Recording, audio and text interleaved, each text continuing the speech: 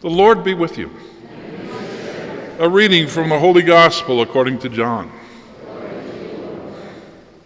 Jesus said to his disciples, "Do not let your hearts be troubled.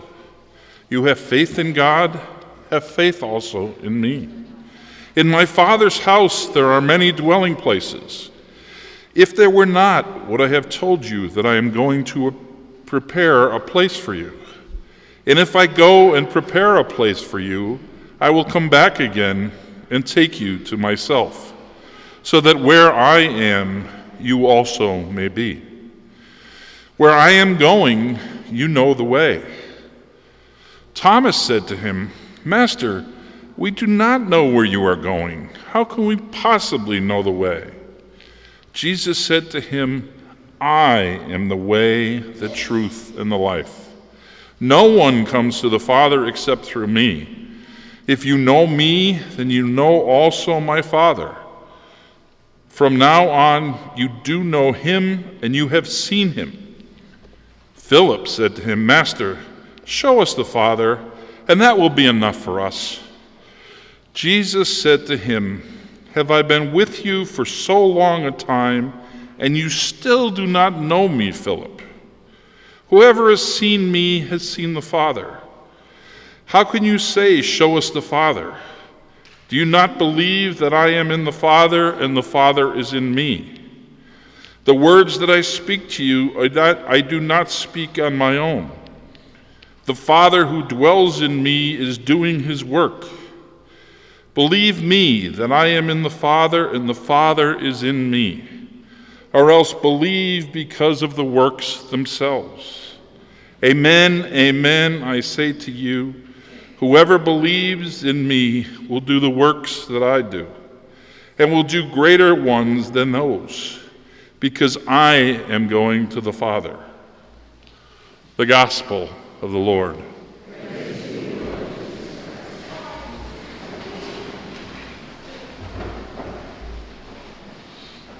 Good afternoon.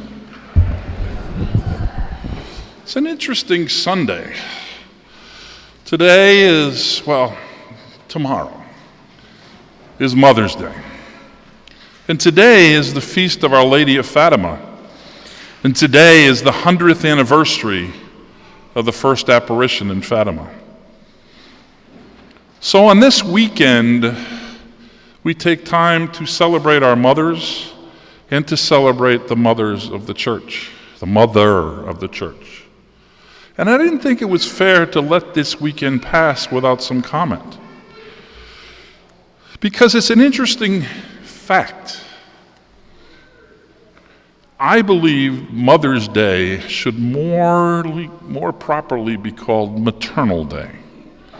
Because yes, we celebrate all of our biological mothers, but we celebrate in all kinds of ways all those women in our lives who have touched us, who have been our stepmothers or godmothers or teachers or friends or caretakers. And at the same time, on this weekend, we're going to celebrate Mary. Now, if you want to get a controversy going, a bitter controversy, walk into any theological gathering and start talking about God our Mother. Inevitably, some liberal nun from New York City walks into these conservative groups and starts talking that way and blows the whole thing up.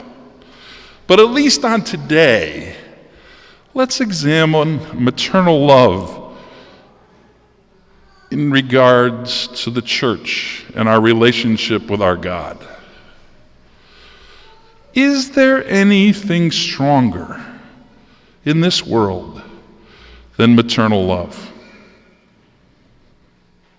As you think about your relationship with whoever it is, you know that that person loved you more than anything else in the world.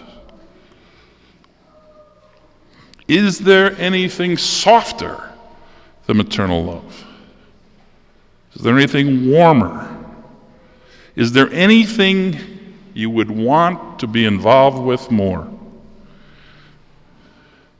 Whether your mothers are living or dead, you all know certain moments in your life when you lay your head on her shoulder and feel the warmth.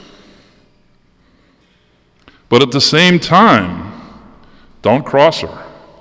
Don't you dare cross her. You know, at least with my mother loved roses. And roses are wonderful, and roses are beautiful, and roses are appropriate.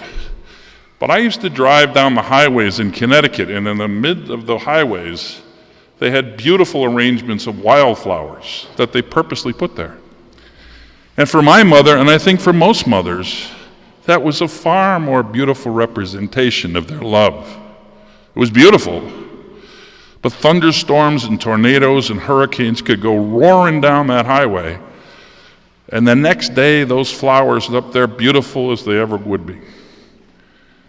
If the same thing happened to a rose, it would be gone. From the moment you are born and are held in your mother's arms for the first time, till that moment when you let her go, there is no one more important to you than that person. The same thing is true of the church. From the first moment of Jesus' life through today, Mary has been there for us. Mary was there for him. She is there for us. It's incredibly strong love. It's incredibly soft love. The storms come. We live lives that are interesting. We challenge the love of any mother. We get ourselves into things that no mother could ever imagine we would get ourselves into. And Mary's no different. But if you give her a day or two to calm down, that love is going to be there again. And on this weekend, where all these things come together, and we think about Fatima, where Mary interceded in our own world with messages of hope and love. We think of our own mother, and we think of our desire to sort of nestle in her shoulder. That look she used to give us. That cup of coffee she used to make that no one else can make that way. Mary is that same thing for the church. And when we say it's the same thing for the church, we mean it's one for every one of us. The church is not a global thing, it's an individual thing. Mary is our mother, with the same love and concern and strength that our mother has for us. As you celebrate the maternal love that you have felt in your lives over these next couple of days, celebrate the love of Mary and enjoy it and celebrate the fact that she has chosen to love you.